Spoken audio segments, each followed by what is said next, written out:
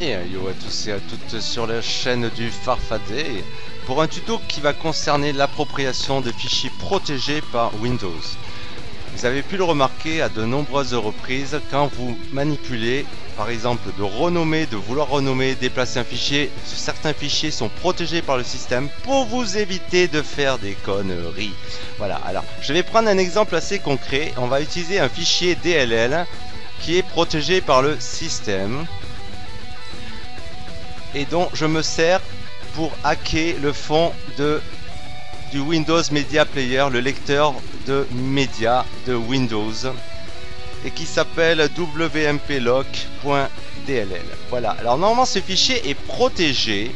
Par exemple, on va essayer de le renommer en une extension .back pour en faire une sauvegarde. Vous voyez, un premier message d'avertissement qui vous dit que le fichier risque d'être inutilisable. Allez, on va à l'encontre de ce message et hop, on a voilà affaire au véritable message qui montre que ce fichier est protégé par le système.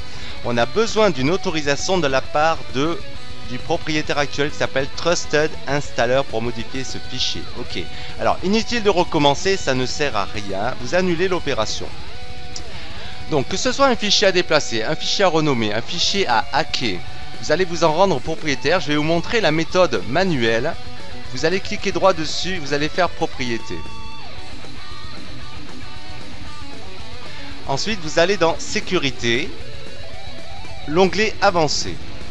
C'est là où vous réalisez qu'effectivement, le triste individu nommé Trusted Installer contrôle ce fichier.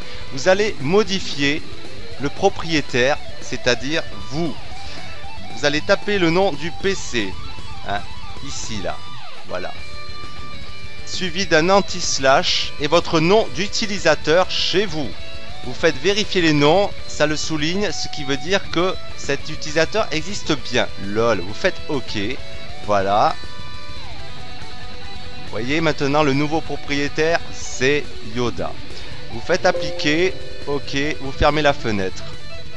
Maintenant, vous êtes sur la fenêtre de propriété et vous allez, après avoir utilisé l'onglet avancé, vous allez sur l'onglet au-dessus qui est modifié. Voilà.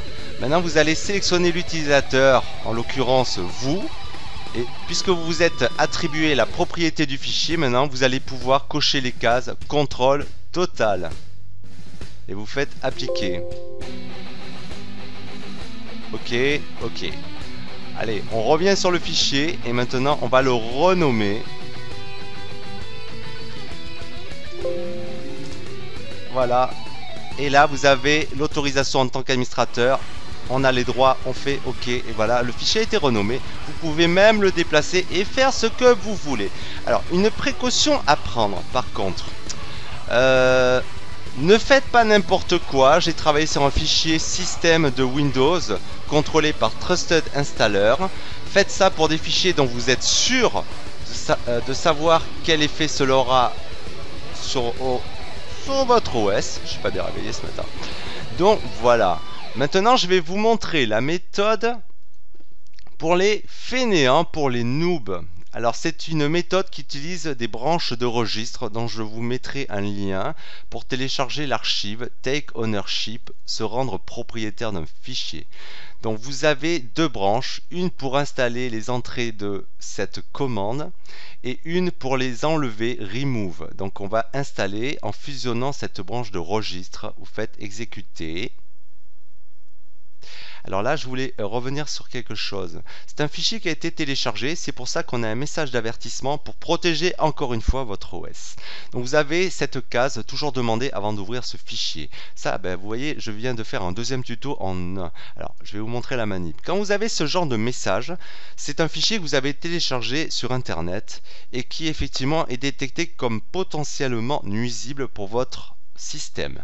Alors, pour vous débarrasser de ce genre de message, une fois pour toutes, vous cliquez droit sur le fichier en question, vous faites propriété et vous aurez une case à débloquer en la cochant. Comme ça, vous n'aurez plus ce message qui s'activera quand vous lancerez le fichier. On fait appliquer, on fait OK et maintenant je vais pouvoir fusionner tranquillement. Voilà, la première commande en clic droit. Donc là, on vous avertit évidemment de la dangerosité pour certains de fusionner une branche de base de registre. Donc on fait oui, puisqu'on n'a pas froid aux yeux, hein, comme cette demoiselle, et on fait OK.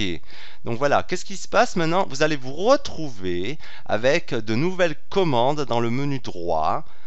Quand vous cliquez sur un fichier qui s'appelle Take Ownership, ça veut dire se rendre propriétaire d'un fichier. Donc ça, c'est la méthode pour les nuls, pour ceux qui ne veulent pas faire la méthode manuelle. Moi, j'aime bien bidouiller manuellement. Donc voilà.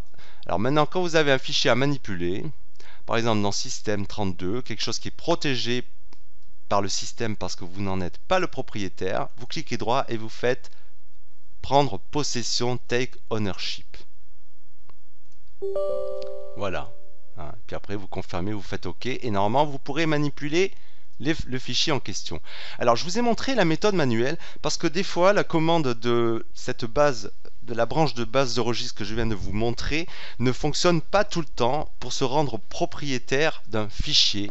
Donc, c'est pour ça que Take Ownership ne marche pas tout le temps. Enfin, en tout cas, c'est le constat que j'ai pu faire au fur et à mesure de mes pérégrinations. Sur ce, je vous dis bonne journée, bonne soirée et ne rêvez pas trop.